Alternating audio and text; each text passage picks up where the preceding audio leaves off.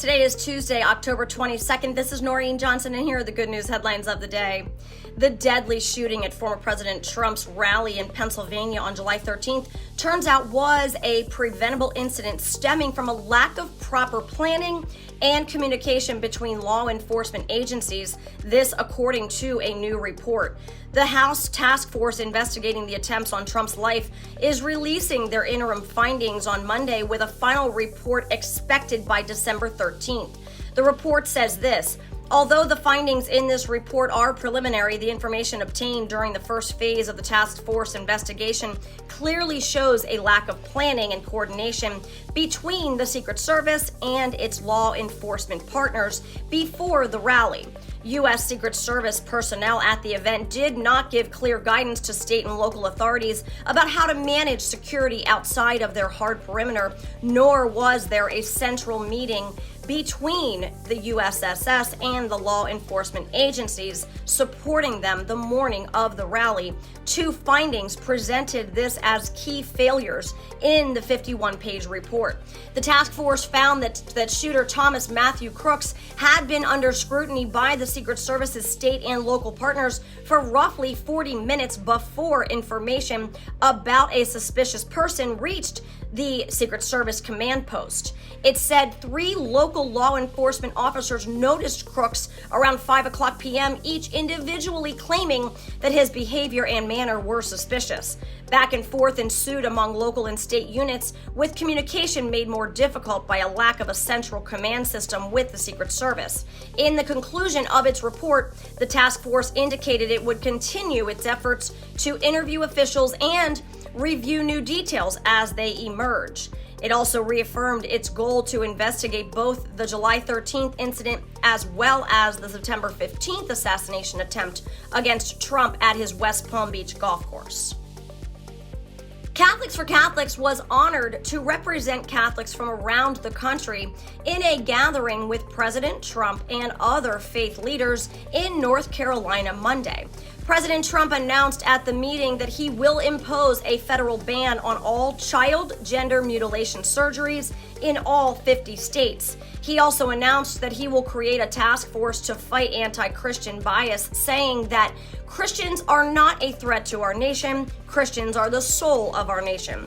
During a special moment, Trump also shared how his faith has grown since July 13th, saying this: "My faith took on new meaning on July 13th in Butler, Pennsylvania, where I was knocked to the ground by what seemed a supernatural hand, and I would like to think that God saved me for a purpose, and that is to make our country greater than ever before."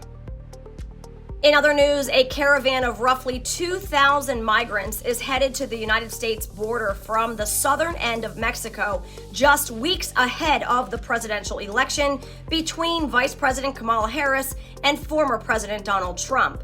The caravan also includes migrants from Venezuela, Haiti, Honduras, and even Africa. Some migrants appear to be making the journey to the United States now out of a concern that the Biden-Harris administration could be ousted in November, resulting in tighter border security measures.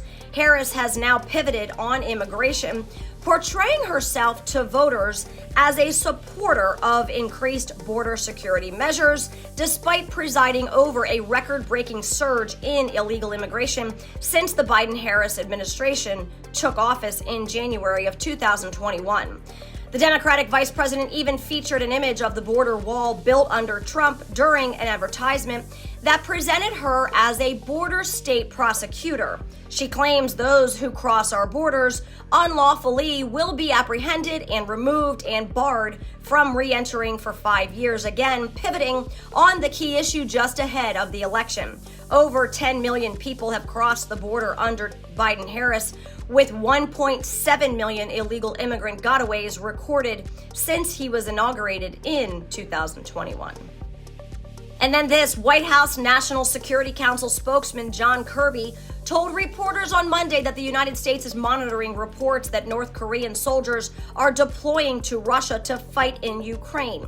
Kirby said the development signaled another demonstration of Putin's growing desperation and his growing isolation, that he's got to reach out to North Korea for potential, as I said, we're looking into the reports, potential infantry support to his ground operations. South Korea's spy agency said Friday it had confirmed that North Korea sent 1,500 special operation forces to Russia this month to support Moscow's war against Ukraine.